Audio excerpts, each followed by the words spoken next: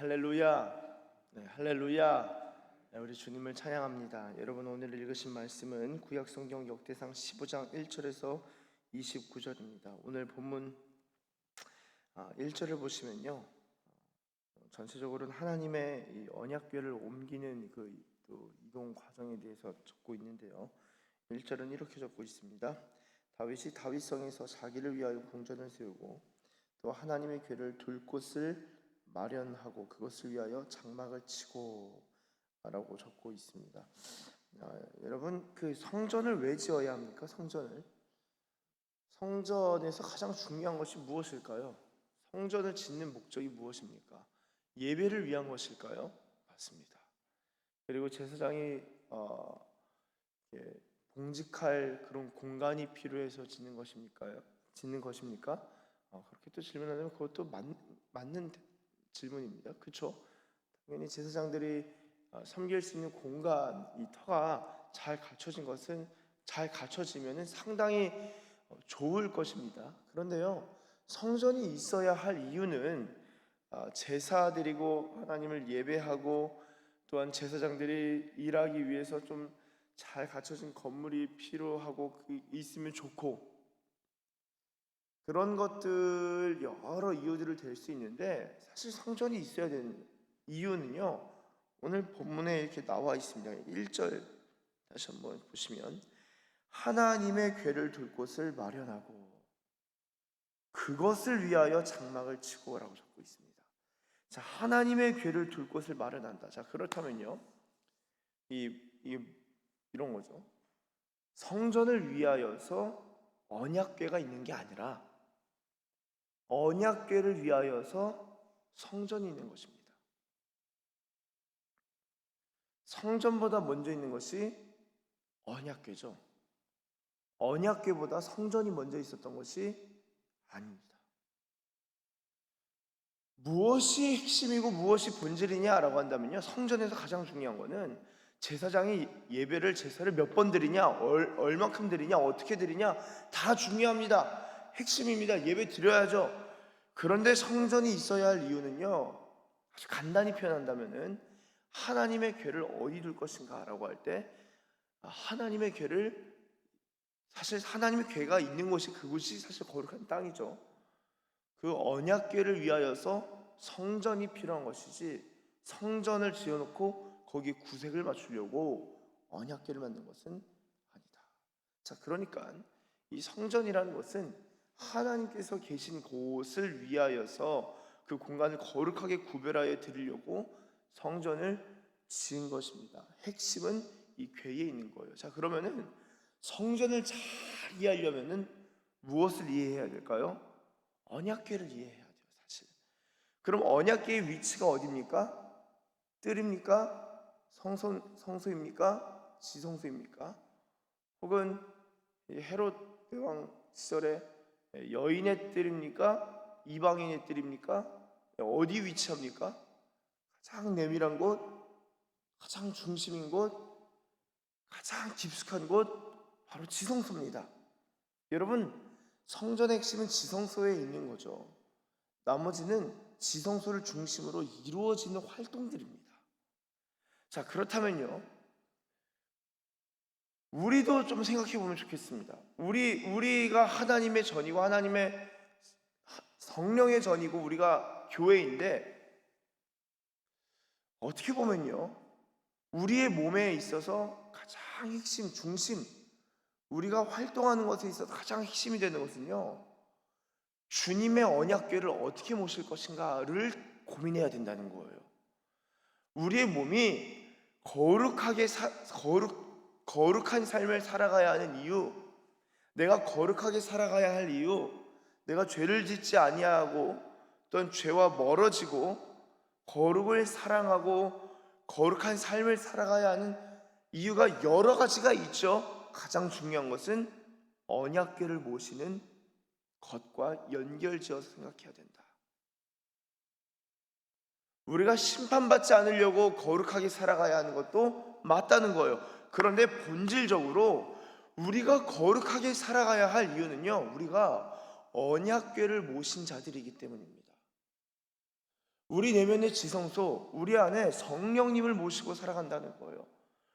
우리가 거룩하게 살아가야 하는 그 이유, 그 목적, 그 핵심은요, 가장 중요한 것은요, 성령님을 모시고 살아간다.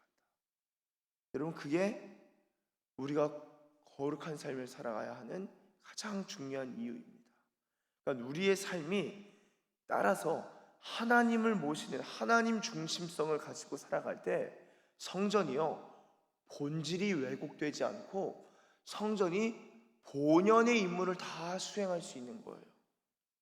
근데 언약궤를 모시고 있다, 하나님을 모시고 있다라는 생각을 확 까먹는 순간 예배, 제사 대충 드리는 거예요.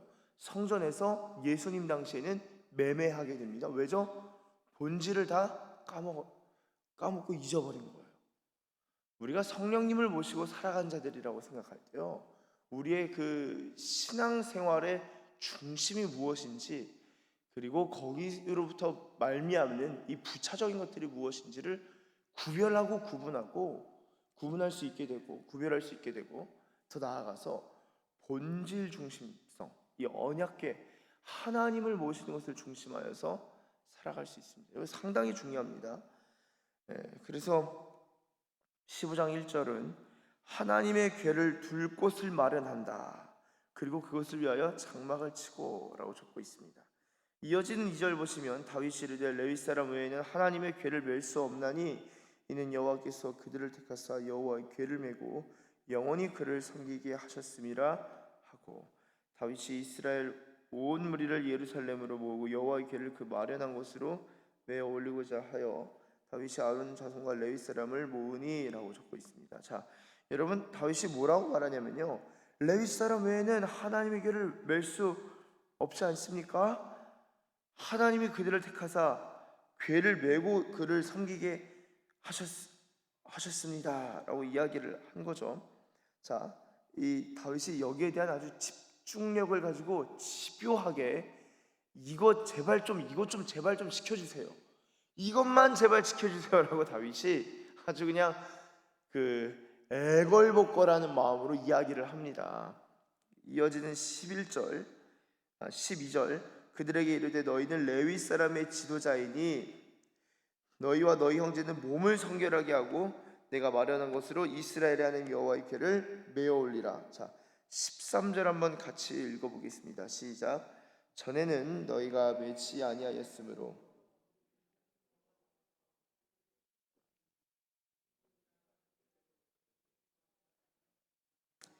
아멘. 자, 전에는 너희가 매지 아니하였다라고 적고 있는데요, 아시겠지만 제가 이 역대상 13장 때에도 이 언약궤는 어깨로 매는 것이라고 말씀드렸습니다. 출애굽기 25장에 그 채를 그 양쪽 고리에 끼워서 궤를 매게 하며 라고 적고 있습니다. 그래서 언약궤는요, 어깨로 메고 다니는, 어깨로 메고. 그런데 어떤 일이 있었죠? 한번 성경을 좀 찾아보겠습니다. 먼저는 사무엘상 6장입니다.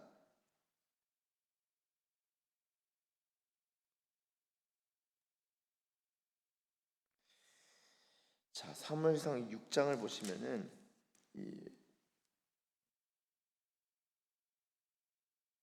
언약궤 블레셋 전투에서 빼앗겼는데요. 자, 블레셋 사람들이 이 궤를 어떻게 대하는가? 6장 2절 블레셋 사람들이 제사장들과 복술자들을 불러서 이르되 우리가 여호와의 궤를 어떻게 할까? 그것을 어떻게 그 있던 곳으로 보낼 것인지 이거 어떻게 하면 좋겠냐? 언약궤 때문에 굉장히 어려움을 겪었죠. 어떻게 할지 우리에게 가르치라. 3절 그들이 이르되 이스라엘 신의 궤를 보내려거든 거저 보내지 말고 그에게 속건제를 드려야 된다. 그러면 병도 낫고 그의 손을 너희에게서 옮기지 아니한 이유도 알리라 하니 어떻게 해야 되냐라고 하니까 속건제 어떻게 드리냐 하니까 블레셋 사람의 방백의 수요대로 금 독종 5 금쥐 5마리라야 하리니 너희와 너희 통치에게 내린 재앙이 같음이니라. 그러면서 독한 종기의 형상과 땅을 해롭게 하는 쥐의 형상을 만들어서 이스라엘 신께 영광을 돌리라. 자, 블레셋의 방법대로 지금 이 언약궤를 옮기려고 하고 있습니다. 속건제를 드리고 그리고 7절, 그러므로 새 수레를 하나 만들고 멍에를 메어보지 아니한 점나는 소 2마리를 끌어다가 소의 수레를 메우고 그 송아지들은 떼어 집으로 여러분 뭔가 있어 보입니다. 이것도 하고 저것도 하고 막 구별해서 막 해야 되는 뭔가 신한테 예우를 갖춰가지고 이것저것 해야 되는 것 같은데요, 철저히 블레셋의 방식이죠. 하나님의 방식이 아닙니다. 그래서 8절, 여호와의 궤를 가져다가 수레에 싣고, 그래서 10절에 그 사람들이 그같이 하여 젖나는 소 2를 끌어다가 수레를 메우고 송아지들은 집에 가두고, 그렇게 해서 보냅니다.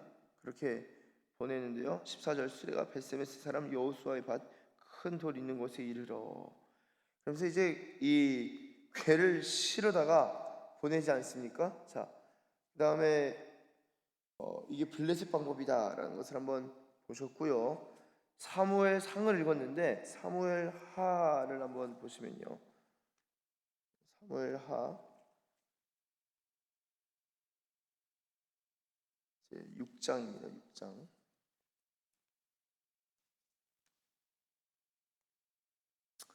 자, 6장 1절 제가 읽겠습니다.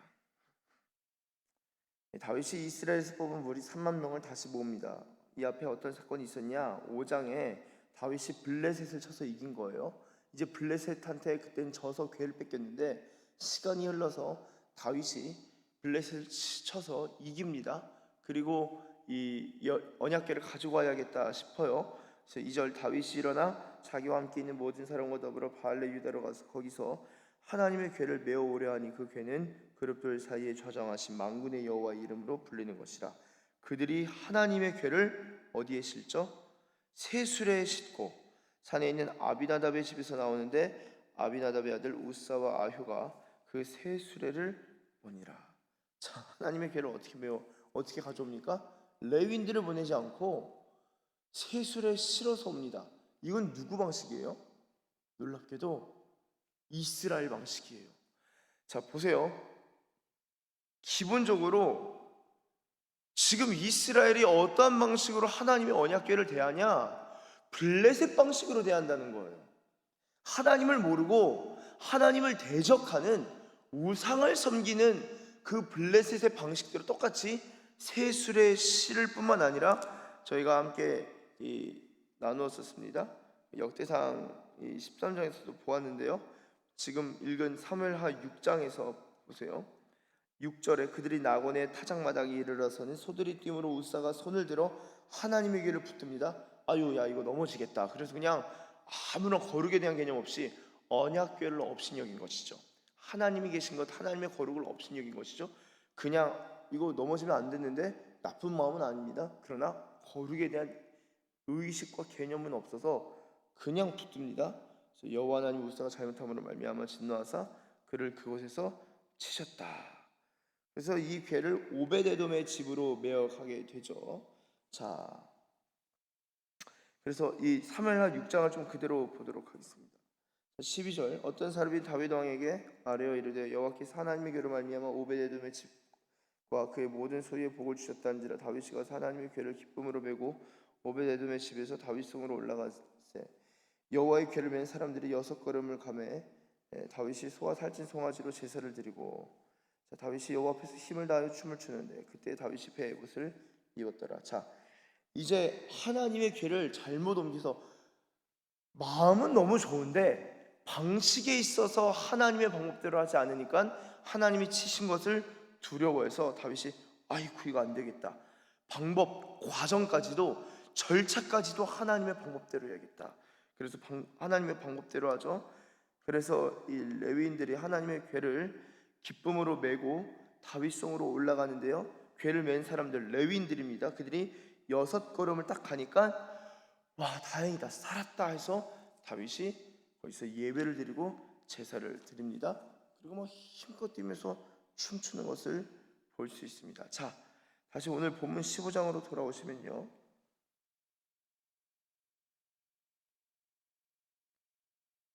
자, 15장 25절 보시면은 제가 읽겠습니다. 이에 다윗과 이스라엘 장로들과 천부장들이 가서라고 적고 있습니다. 자, 궤를 모셔 오는데, 하나님의 궤를 가지고 오는데 다윗 혼자 간 게 아니라 레위인들 기본적으로 다 갔을 겁니다.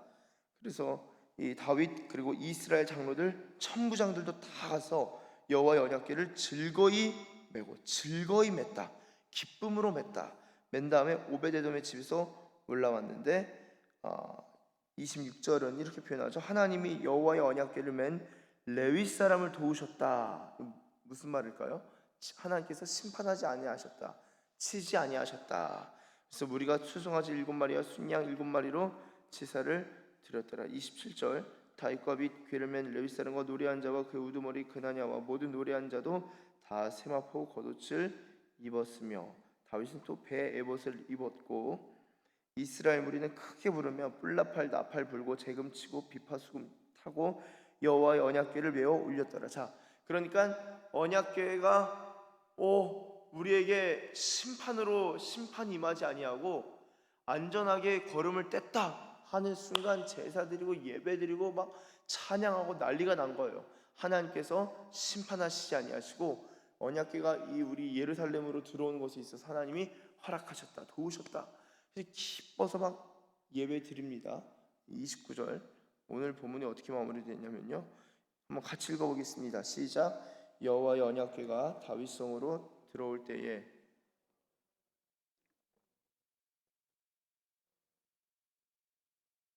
그 마음에 없인 여겼더라.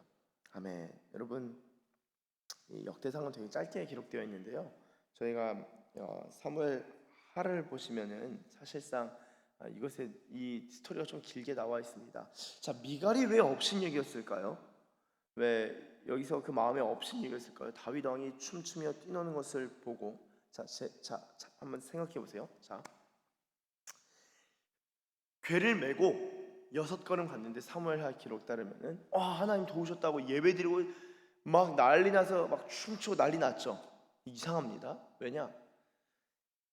사울의 딸 미갈, 그러니까 와이프죠, 아내입니다. 왕비입니다. 언약궤가 다윗성으로 들어올 때에 지금 다윗 왕이 춤추며 뛰노는 것을 봤다라고 적고 있어요. 아니, 지금 거리가 있잖아요. 그렇지 않나요? 이 언약궤를 이 오베데돔의 집에서 가지고 오는 그 거리가 있는데, 제가 볼 때 이거 다윗이 춤추는 것을 한번 그냥 와 하고 그냥 끝나는 것이 아니라 정말 신나서 궤가 움직이는데 여호와의 궤는 중심으로 쫙 지금 그 퍼레이드가 쫙 가고 있고 다윗은 왕임에도 불구하고 백성처럼 뛰놀고 있었던 것 같아요. 사울의 딸 미갈이 그걸 보고 어이가 없이, 이 왕이 무슨 신하야? 옆에서 재금 치는 사람보다도 더 그냥 아무 생각 없이 창피할 정도로 저러고 있네 하는 마음과 더불어서 자신의 아버지가 사울이잖아요. 동시에 이런 마음이 들었을 것 같아요. 우리 아버지는 하나님께 묻지 아니함으로써, 그리고 하나님을 우습게 여김으로써, 심지어는 하나님의 방법을 우습게 여김으로써 심판받았는데, 내 남편이긴 하지만 하나님이 언약궤가 들어오는 것을 허락하셨네. 우리 아버지 때는, 사울 때는 언약궤가 뺏겼는데 내 남편의 때에는 언약궤가 돌아오네. 아주 복잡 미묘한 감정이 들었을 수도 있다라고 볼 수 있겠습니다. 이로 인해서 사울의 딸 미갈이 이 아이를 갖지 못하는 그런 일을 갖게 되죠. 사랑하는 우리 세상기식의 가족 여러분, 오늘 이 역대상 15장 전체를 보면서 언약궤가 무엇이, 언약궤의 중심성에 대해서 좀 살펴보았습니다. 성전 때문에 언약궤가 있는 게 아니라 언약궤 때문에 성전이 있는 것, 그리고 그 언약궤를 모시는 과정에 있어서 절차와 방법까지도 하나님의 방법대로 해야 된다는 것, 그리고 그 언약궤에 있어서 왕이라 할지라도 하나님 앞에서 즐거이 반응하는 다윗은 하나님이 정말 기뻐 받으시고, 그 모습을 우습게 여긴 미갈은 일종의 심판을 받게 되는 것을 함께 보게 되었습니다. 마찬가지예요.